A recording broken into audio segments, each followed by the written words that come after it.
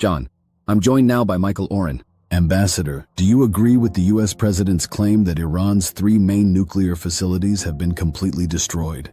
Oren, good to be here, John. Regarding the President's statement about the destruction of those sites, I can't confirm their total elimination. Intelligence reports vary on the extent of the damage. The bigger issue, though, isn't just whether those facilities are gone. It's whether Iran still has the ability and determination to rebuild, possibly in new locations. Iran could also breach the ceasefire in other ways. For example, about 10 days ago, terrorist groups backed by Iran attempted to infiltrate our border. They were all stopped, but this incident got little attention in U.S. media. It's a stark reminder that Iran remains a serious danger. What matters now is whether the U.S. will maintain a strong military posture and allow Israel to respond decisively if Iran violates the ceasefire. Another pressing concern is Iran's hidden stockpile of enriched uranium. Its location is unknown.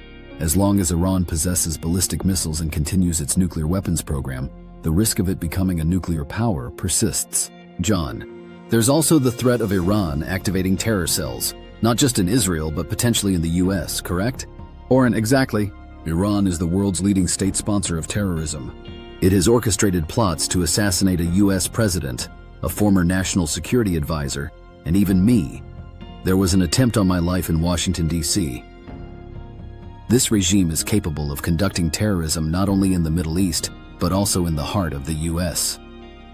The global community must address not only Iran's nuclear ambitions, but also its worldwide terrorist activities. Iran is directly or indirectly responsible for much of the conflict and violence across the Middle East. John, let's turn to the hostages still held by Hamas. It's been 651 days with around 50 hostages remaining. The president mentioned that 10 might be released soon. Do you have any further details? Oren, everyone hopes for a deal, but the key question is the terms.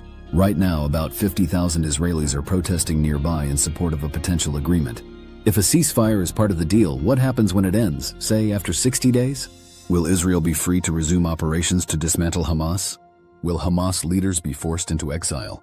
Will Gaza be demilitarized? No rockets, no weapons? These are vital issues. Even if 10 hostages are freed, what about the other 28 believed to be alive? And the approximately 30 presumed dead, whose families are still waiting to bring them home for burial? Releasing 10 hostages is a step forward, but the cost to Israel could be steep. We need to consider the long-term risks. If Hamas regains control of Gaza, could we see another attack like the one on October 7th? John, is it truly feasible to eliminate Hamas?